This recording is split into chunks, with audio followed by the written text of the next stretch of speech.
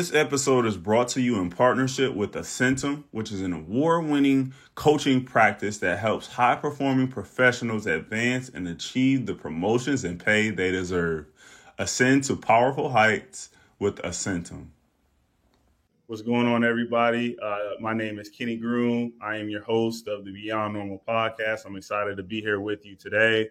We have an incredible founder here in my home market of Charlotte. I'm glad to highlight some of the amazing founders that are just in my backyard.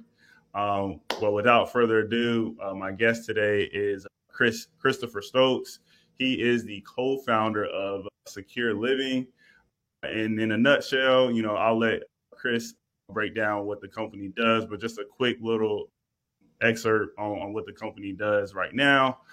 They help real estate companies raise capital by enabling them to sell shares of their projects to the general public.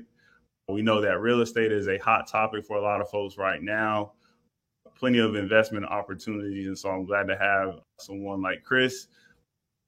And he'll share in a little bit how his team is growing and how they're helping to, enable some of those investments for folks looking to get in the real estate space. But without further ado, let me bring Chris to the stage right now. How's it going, Chris? Good, man. Good. Can't complain. Thanks for having me on. Appreciate you taking time out of your day. There's plenty of things you could be doing, like running your business. But, I think it's really important for founders, no matter where they are in their journey, to, shed a little bit of light, give folks a peek behind the curtain into what they're doing. So without further ado, I want to get into the conversation with you.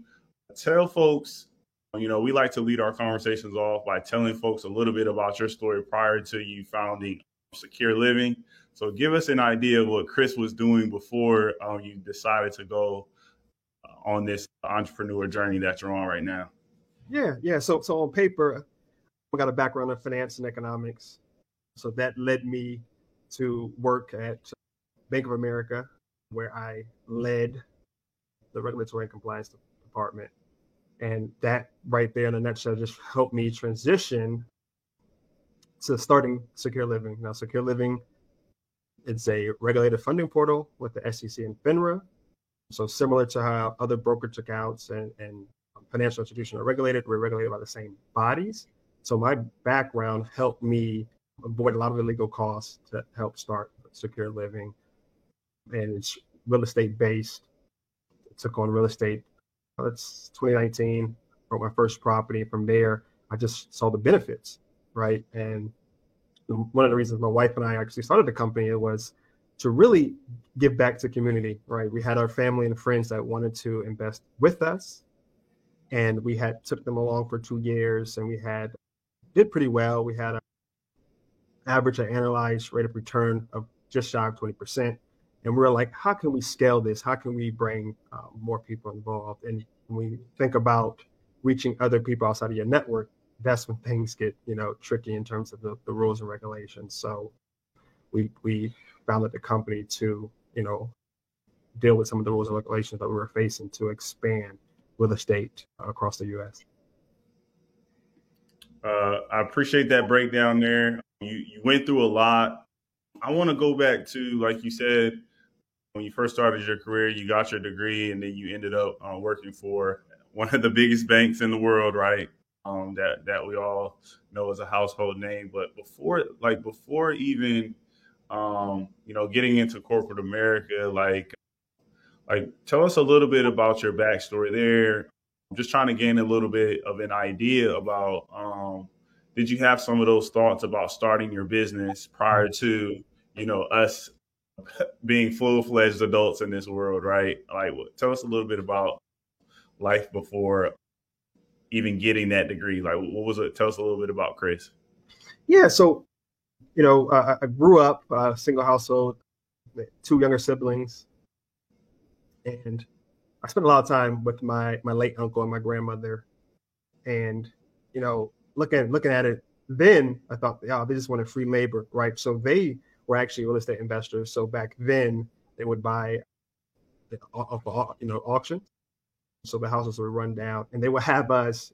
So my grandmother had 7 grandsons, right? Have all of us over there painting and cleaning and all those things. And back then I was like, oh, this is something to get us, keep us out of trouble, free labor. But look at it now, that really exposed me to real estate, and to just say probably 20, 30 years ago in the South, like in Virginia was like amazing. And from there, I'm like, real estate, it's very attractive to me. And when I went to school, I learned more about it and how lucrative and how, millionaires and billionaires built their wealth with real estate. So that just sparked my interest.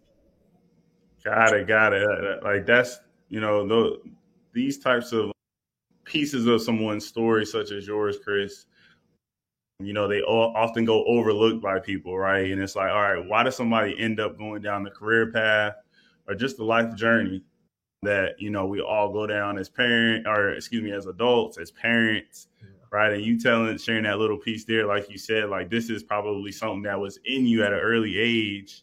They sparked some of that interest, and now here you are.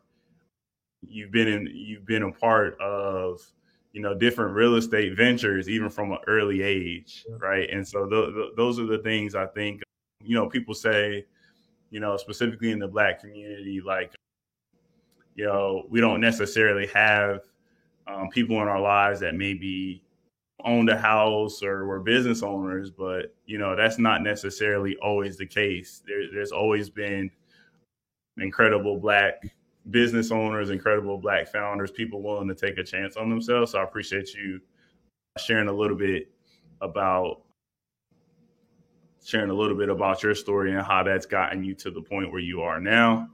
You mentioned earlier on as well, I don't know if folks caught it, but your co-founder is your significant other, which is, I don't think there's enough people that have shared what that experience is like. So can you tell us what it is like going into business with your wife?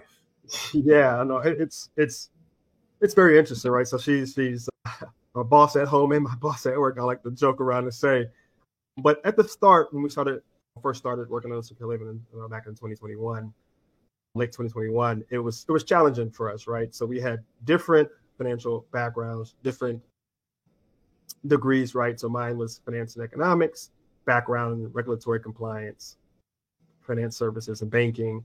Her background was business administration, and then focused on marketing. And she was in manufacturing, right? So 2 separate backgrounds. So we really didn't know each other's style when it comes, to working. And I think what helped us early on is really delegating and taking ownership of certain tasks, right? So I typically handle some of the client-facing, building relationship with potential real estate investors that are looking for capital.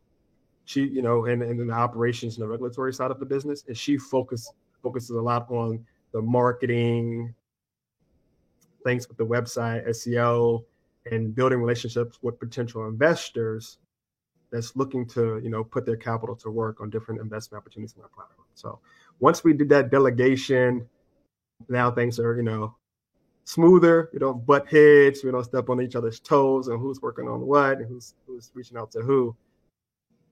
But once we, also understood how each other worked together, it's all working as planned. I like that, man. I like to hear that. I think that's something like going into business with family, or in this case, like your significant other, that's something that people may just steer away from, because there's going to be some conflict, and then like, how do you resolve it? But I think the great thing about seeing couples, go down that path of being founders together is, like you just said, like you both you both have the ability to figure out where the other one is good and let that other one, let them thrive. I think that's probably at the core of being in a committed relationship with somebody. And so I could definitely see, how you can transition, from just being a married, successful family, nucleus family, to owning some businesses together in the future. That I'm looking forward to seeing more of that. But I think people gotta do exactly what you all did, which was get in there, figure it out, have those uncomfortable conversations, and then adjust accordingly, which we all do, or we hope that people do in their personal lives with the people that they love. And another thing that just really helped is we're like-minded, right? So we were, have the same goals, same aspirations when it comes in terms of the business and what we want to see and what we want to accomplish with our business. So, you in the beginning, I asked you to shed a little bit of light on on prior to your experiences as a young person, like with real estate. So I'm curious, like how do you all, like for kids and things like that, do you see them being a part of this just naturally, or do you think that you'll like let them find their own kind of passions? Like how do you start thinking about some of those things you're doing now? I mean, that's a great question. So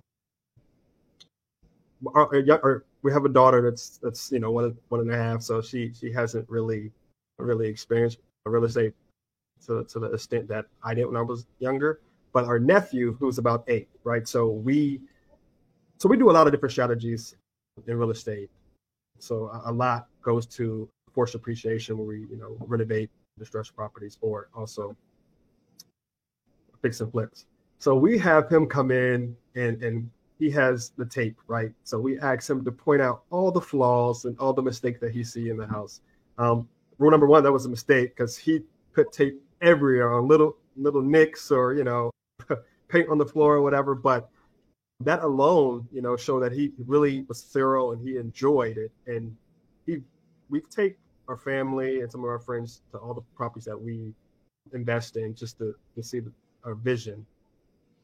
And then we also, once it's listed or before it gets rented, we take them through, and they are amazed at the transformation.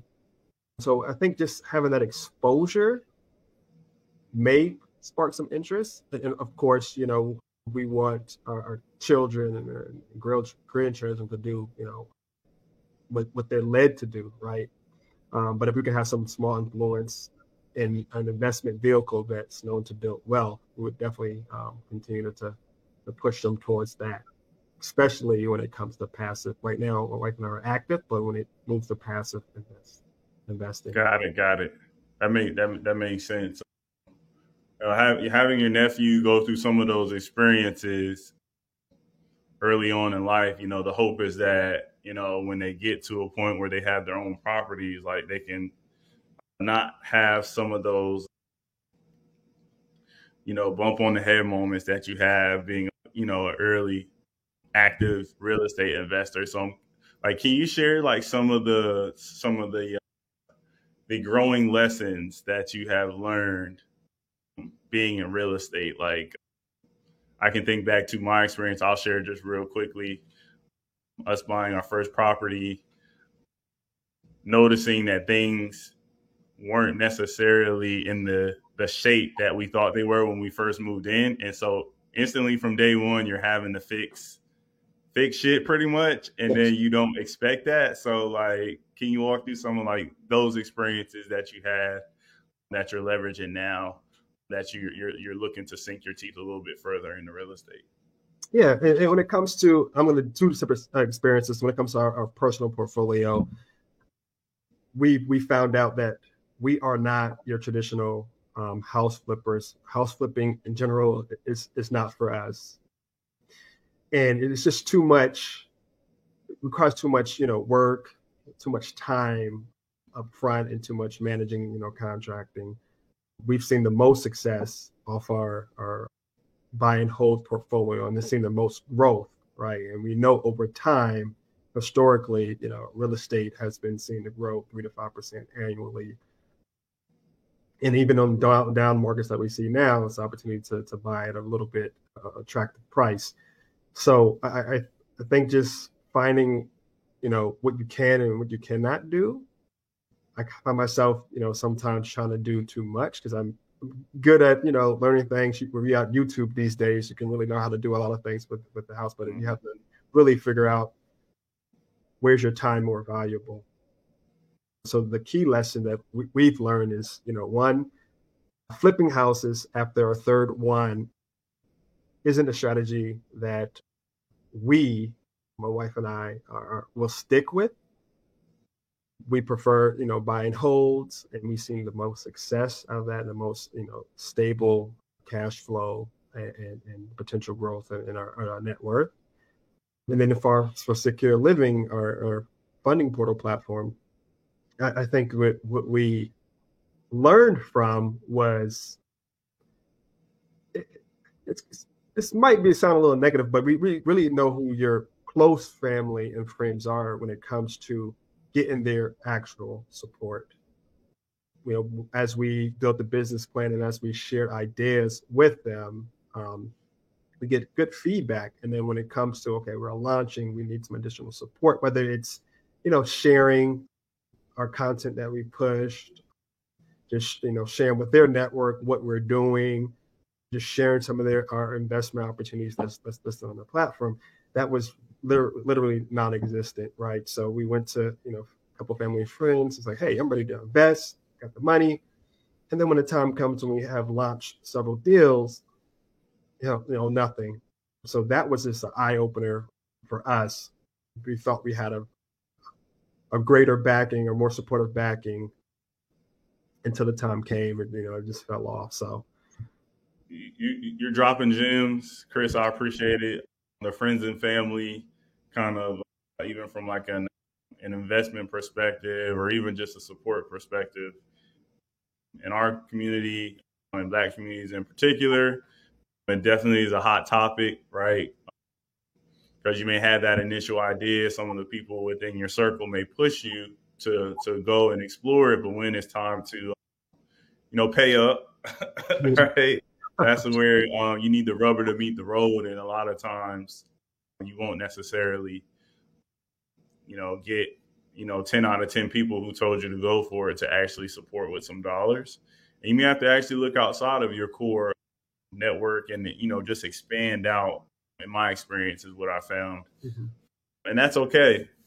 I think in particular, I think that's why it's so interesting that for you and your wife to be co-founding a business, because a lot of times people they go away from family businesses. Like, they don't even look at it. Right. And so I think what you're doing with Secure Living, which I want to hop into right after this, I think you're really going to be trying to prove some people wrong, and specifically in the Black community, around building together, with your nucleus family and the folks that, you speak to every day. Like, there's ways to do it without you all hating each other's guts at the end of the day, if I can be frank.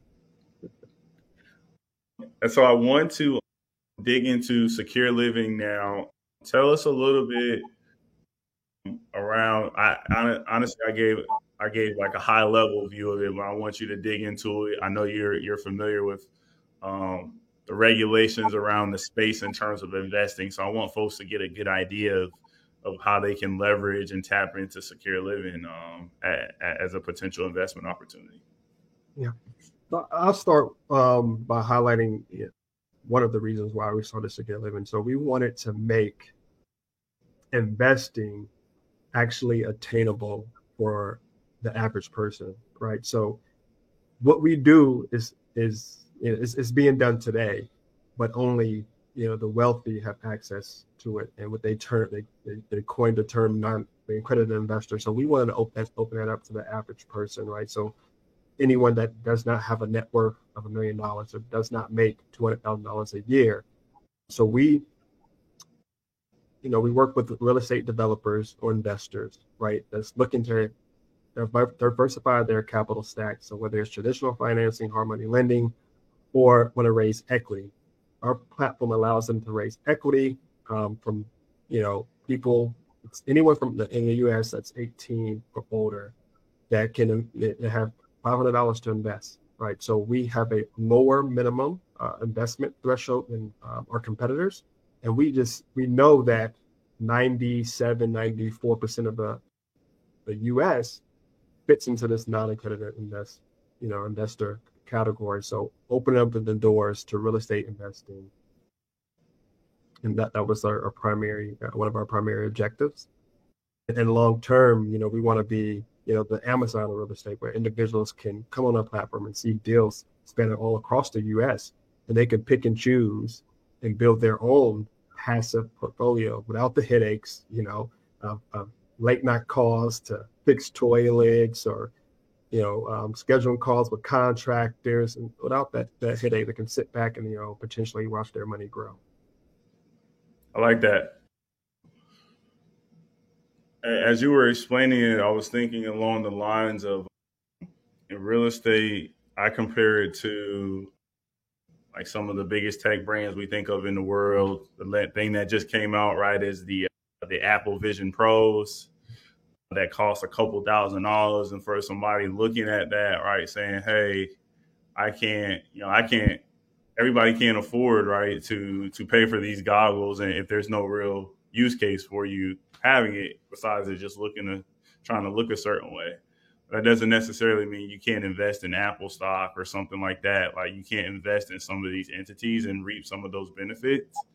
And I really like the point that you mentioned around for those who aren't necessarily ready to embark on a real estate journey where they're owning a property and they've got to be super active, right? You've mentioned that word a couple of times. I think that's really important. I know some people that, most recently they purchased their first home, and they found out like owning a home is not for them. They don't want to put up with the maintenance. They don't want to do a lot of those things that come along with it. They don't want to pay insurance. They don't want to pay for taxes. They just want to rent, right? And so they actually flipped around within like a year or two and sold their house. That's okay, right? But they went through that process of knowing, and real estate is just something, it's a valuable thing to get into, but finding out how you can get into it early on, which I think a platform like Secure Living does, I think that's a really good learning opportunity for folks. Like you mentioned, the lower threshold. I'll ask you to reiterate that as well, just so folks know a little bit more about how they, the minimums and what they need to do to tap into the platform. But I really think that's, that's spot on, that explanation you gave. And as you were talking through it, I was thinking about, like, you may not be ready to own a home right now, but, you can still invest and reap some of the benefits of the real estate market, which is crazy, ridiculous. It's a crazy way that people in a significant portion of Americans are accumulating wealth, right? Not necessarily an active resource that you tap into every single day for funds, but it's something that, for the most part, is going to grow consistently over time, like you said, at 3 to 5%.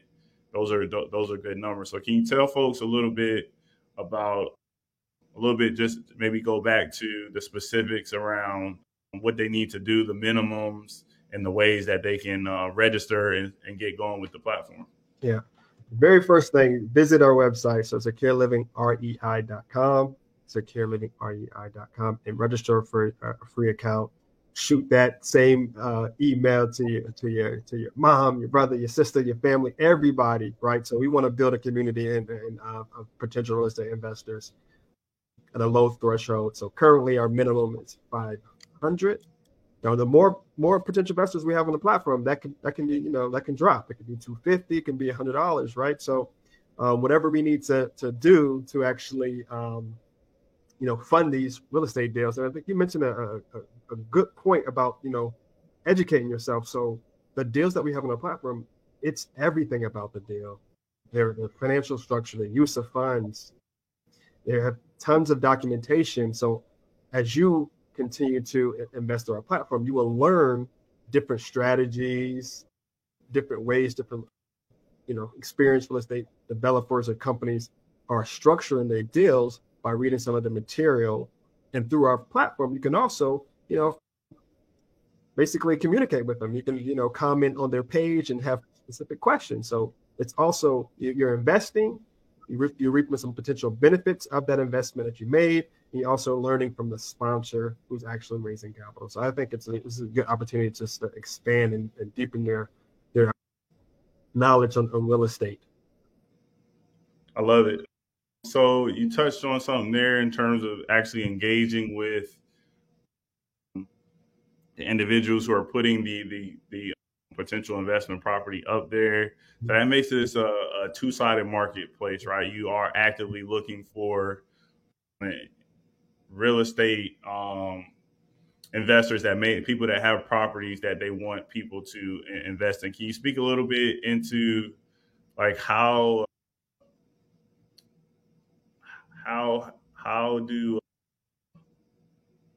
do those folks engage with the brand as well? Like, is it a similar process? Like, tell me a little bit about the folks who want to maybe potentially put a property on a SecureLivingREI.com.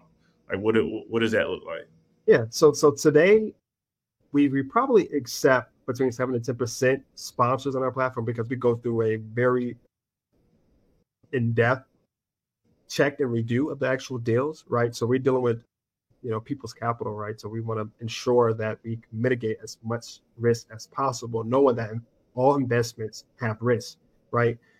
So we go through background checks, which checks for, criminal background, financial fraud, anti-money laundering, and we go through deal review. So we have people that sit on our board who worked at some of these large organizations that focus on analyzing real estate deals. So we have deal review to help mitigate risks. It covers market analysis. We look at the competency of the actual sponsors and their team. Or is this this strategy that they're trying to deploy, is it normal for them or something new, right? So we look at a lot of different things. And we bring them to us, and they actually pitch the opportunity as well with us and our board, so we can have those tough questions and feedback. Like a prime example, we were reviewing some proposals, and we, as well as the investors, know that property management can be anywhere from 8 to 12%. Well, in their projections, they were quoting 2 to 5%, which we were like, hey, this is extremely low. We're well below, a national averages. So we have those conversations, check out their numbers. We look at the economic growth that they're predicting. We just make sure we validate everything they put on the pitch deck or on the material that they share with us, checks out. Got it. And so there's definitely a thorough background check, like you said. I think that's really important for the folks who are potentially looking at pulling their money in and investing in the platform, to know that just given your background and your co-founder's background, y'all do this, right? And you do this, and you did this for your career, and now you're trying to make sure that you apply some of those rigorous, just the thoroughness, the audits, the dotting your I's and crossing your T's that you do for the bank. It definitely should cross over into this space as we get more folks that are open to, just investing in stuff that they haven't invested into in the past, or even a lot of folks now, I think for a platform like this, they're probably going to be new to investing in some capacities, right? And so you got to make sure, the stamp of approval is there from a regulatory standpoint. Exactly. What else? I don't know. One thing I was curious about was you being in my home market of Charlotte, of North Carolina, the Carolinas. Everybody knows that's where I'm at. I know that's a focus area now, but I guess like longer term, kind of the vision for the company. Are there any areas that you're looking into expanding to now, or is Carolina the go-to market for now? So we actually just launched another investment opportunity outside of the Carolinas, actually in Florida. So we've been focusing on the Southeast, but I think people have been hearing about us, and we've been gaining more traction. So we have individuals from California, Michigan approach us when to list their projects. So we're still focusing on the Carolinas because that's where our network is, and we know we can help explain what we do to our network. But as of late, the last 2 months, when we launched our new platform, more potential sponsors have been reaching out to us needing capital. So we soon will have investment opportunities not just in one region, but hopefully across the U.S., which can help potential investors diversify their passive portfolio. I love to hear it. There's plenty of growth opportunities for folks. We all see the new developments. We all see the repurposing, refurbishing of old establishments, even on the whether it's residential or commercial, in terms of the business spaces as well. I can't remember if you told me this before on that residential commercial element. Are there any distinctions between investing in residential projects versus commercial, and is commercial or business spaces, is that a possible way for folks to invest within secure living? Yeah, so we're not biased. So we've worked with commercial, residential, mixed use. Someone approached us from Michigan that wants to build a manufacturing plant and bring their manufacturing business from overseas to stateside. So we're not biased. So everything, real estate that makes sense, that we feel and deem have a low risk tolerance, we'll definitely advertise on our platform. Got it. Hey man, I'm all for it. Our conversations off air, we've talked a little bit about our real estate journeys. I'm glad to see somebody taking an initiative like this. There's definitely folks who are interested in a solution like this. Like you said, folks should definitely sign up for the platform. I'll put that link back up again, but then tell somebody about it. And it's just all about awareness right now, putting that opportunity in front of folks.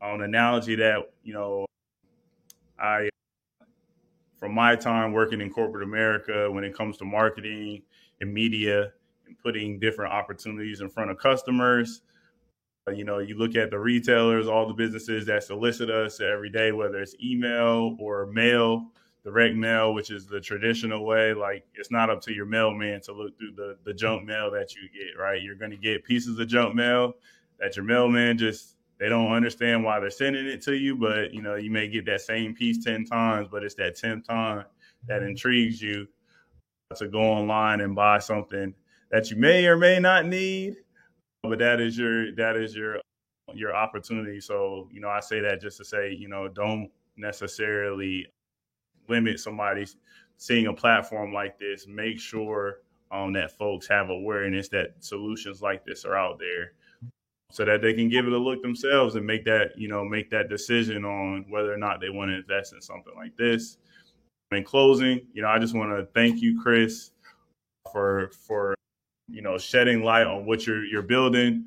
It's amazing to see you and your co-founder, an amazing couple, building this type of platform, leveraging your experience in real estate at a really young age and putting that to work to build a business, and just leveraging all the things that you've done from a corporate perspective in this new space to build something for other folks to benefit from. I'll leave it to you to once again let folks know how they should interact with the brand, look at things to look out for, and then the last closing thought, I'll leave that to you as we look to close out this great conversation. Yeah, thanks. I definitely thank Beyond Normal for having me here, but really us. So in terms of my wife and Secure Living, be able to represent the company, we're looking for potential investors, potential sponsors.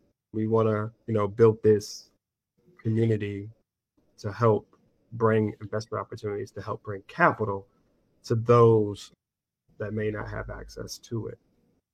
In terms of last comment, so we have interesting pipeline coming up. So really stay tuned. So by register with account, you'll be registered with our newsletter, and we have, send updates, educational material about wealth strategies and wealth building as well. So it's not just real estate focused. So it's really about generational wealth. So by registering an account, you get access, to all those opportunities. So stay tuned. We have some interesting markets that we're looking at: California, Michigan, and Atlanta. Coming up, some really big deals from some known investment companies. So, hopefully next month or two, we have those deals onboarded, and then we have more opportunities for you to invest and pick and choose. Appreciate that, Chris. For those listening in, thanks for tuning in to another great episode of the Beyond Normal podcast. Peace.